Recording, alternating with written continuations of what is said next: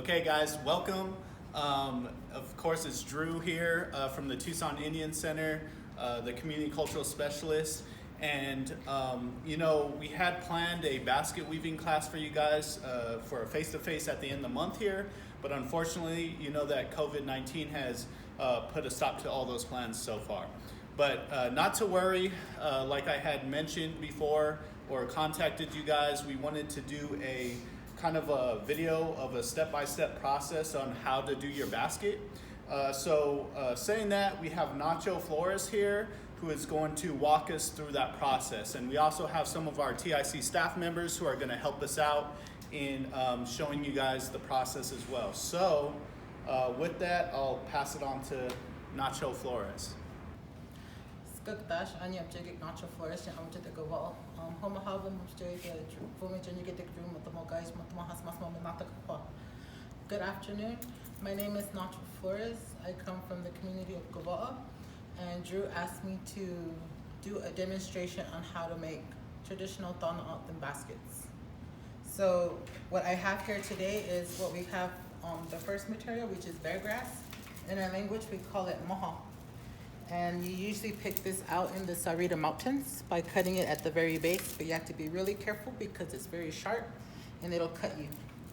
The next material you will pick is what we call takwi or yucca from the soap yucca bush. And we actually went out with the Indian Center here in Tucson to go out and pick the material. And it was pretty fun. It was really fun.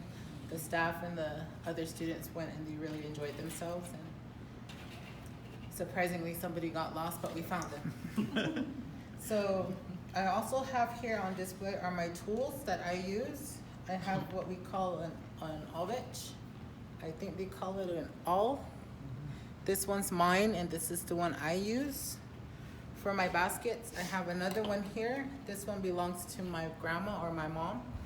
And we used this one to split our devil's claw. I didn't bring any today because this is just the introduction on weaving baskets, so we won't be using this anytime soon until we actually sit together and we'll show you in actually filling the devil's claw and how you use it.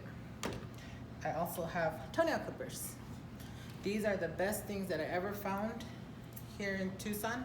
And I use the toenail clippers because it's flat and it's even.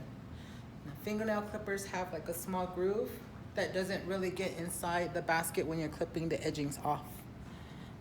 And then here is my knife. This knife actually belongs to my grandmother. And when she passed away, it was given to my mom. And then my mom was like, I'm not gonna weave baskets no more, I'm gonna do pottery.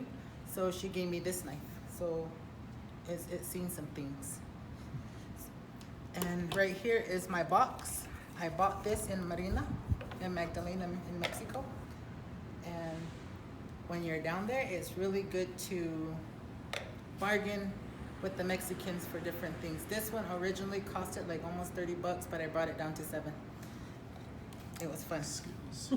But this is, I have all my materials in there because when my grandma, my mom's sister, I guess you'd be my grandma, aunt, or aunt grandma, she told me that you always need to keep your stuff together and not separate your stuff or just leave it laying around because let's say somebody was to pick it up and then they'll utilize it in a different way that however somebody would use it. Like this, what if like a kid picks this up and starts stabbing people with it? We don't want that.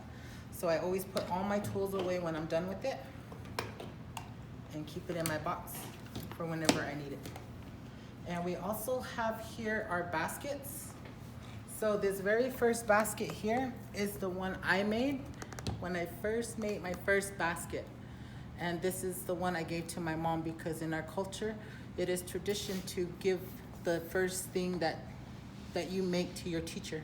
And so she was my teacher, so I made this one and I gave it away. Here is another example of a basket which we call a split stitch basket, or open stitch, or wheat stitch, whichever one you prefer to call it. And the split stitch baskets is, you see the foundation of the coil.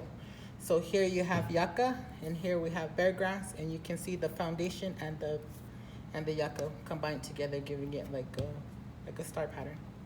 And then here is another one of my baskets. This is a squash blossom basket. And no, it's not for sale. And the reason why is because I use this basket for everything.